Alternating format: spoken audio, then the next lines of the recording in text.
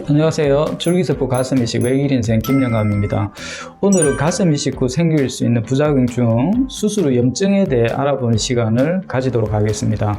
간혹 유튜브 영상을 보면 지방 이식 후 염증이 생긴 사례를 보여주면서 굉장히 공포스럽게 하는 경우를 본 적이 있는데, 염증의 경우 조기에 발견해서 치료하면 즉각적으로 좋아지는 부작용입니다. 가슴 이식 후 염증이 걱정되시는 분들은 오늘 영상을 보시면 많이 도움이 될 거라 생각합니다. 먼저 전반적인 설명을 드리고 가슴 이식 후 염증이 생긴 실제 사례를 보여드리고 어떤 경과를 밟고 어떻게 치료가 되는지 자세히 알아보는 시간을 가지도록 하겠습니다. 원장님, 염증이 생기면 증상은 어떻게 오나요? 수술 직후에 바로 오는 것은 아니고 수술 후 5에서 7일 정도 사이에 한쪽 가슴이 크게 부으면서 통증이 생깁니다. 가슴도 후끈거리며 열이 나고 통증은 시간이 지나면서 점점 심해지게 됩니다. 보통은 수술 직후에 염증이 온다고 생각하는 경우가 많지만 가슴 이식 후 생기는 염증은 지방세포가 감염이 되어 주변 조직으로 퍼지는 시간이 있으므로 최소 4에서 5일은 지나야 인지할 수 있습니다. 수술 후에는 약간 미열이 나면서 통증이 있는 경우가 많은데 이것을 염증이라고 생각해서 문의를 주시지만 수술 직후에는 염증이 오지 않고요. 4에서 5일 정도는 지나야 온다고 기억하시면 됩니다. 염증이 생기면 처치는 어떻게 되나요? 대개의 경우 국소적인 염증이기 때문에 주사기를 이용해 염증이 생긴 부위의 지방만 제거하면 좋아지는 경우가 대부분입니다.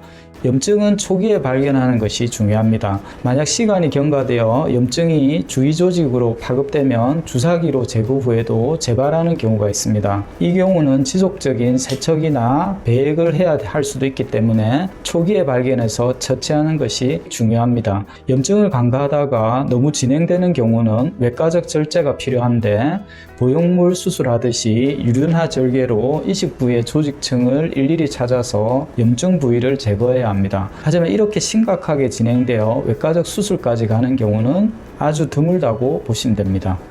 실제 염증이 생긴 사례를 볼 수 있을까요?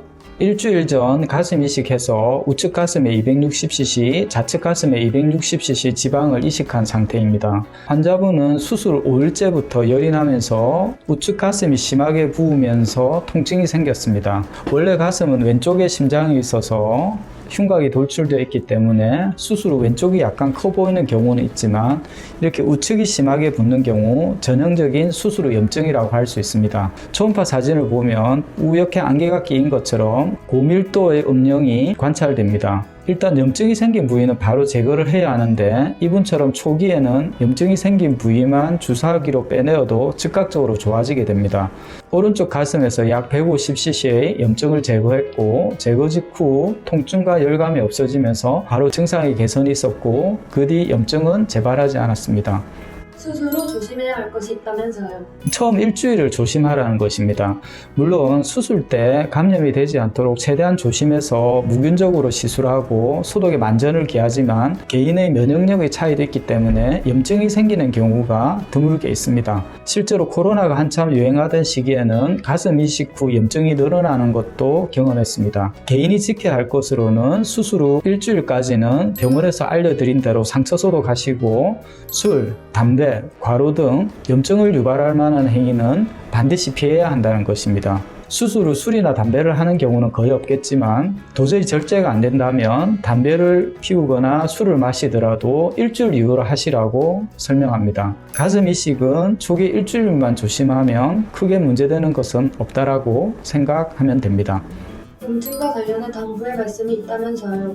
네, 호미로 막을 것을 가려로 막는다는 속담이 있는데, 지방 이식 후 생기는 염증이 이에 해당한다고 보시면 됩니다. 염증은 시간이 지나면 급속도로 악화되어 7일에서 10일이 지나면 심한 통증, 발열, 오한이 생기고 가슴도 많이 부어올라 치료에 많은 시간을 요할 수도 있습니다. 따라서 염증이 의심되는 증상이 있다면 수술했던 병원에 바로 말씀해 주시면 별도의 흉터 없이 지방을 이식했던 부위로 간단히 주사기로 제거가 가능하다는 점을 강조드리고 싶습니다.